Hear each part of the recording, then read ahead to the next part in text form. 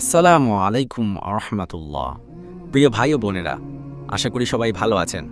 এক গরিব ছেলে, নাম তার হামিদ, পায়ে জুতা নেই, জামাটা ছেঁড়া, কিন্তু তার অন্তরে ছিল পরিপূর্ণ ঈমান। প্রতিদিন 5 ওয়াক্ত নামাজ পড়ত আর রাস্তার পাশে পানি বিক্রি করত।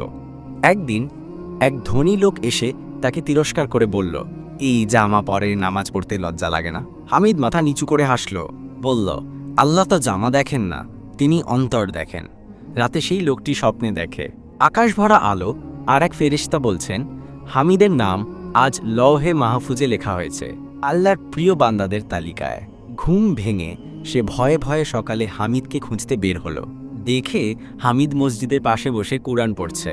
লোকটি কাঁদতে কাঁদতে এসে বলল, হামিদ, তুমি তো আমার চেয়ে অনেক বড়, তুমি জান্নাতের মানুষ।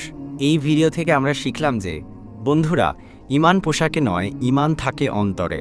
আল্লাহ দেখেন কার চোখে অশ্রু, কেবল তার ভালোবাসার জন্য।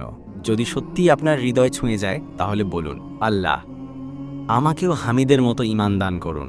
ভিডিওটি ভালো লাগলে লাইক দিন, শেয়ার করুন এবং সাবস্ক্রাইব করুন। ধন্যবাদ। কেমন লাগলো গল্পটা?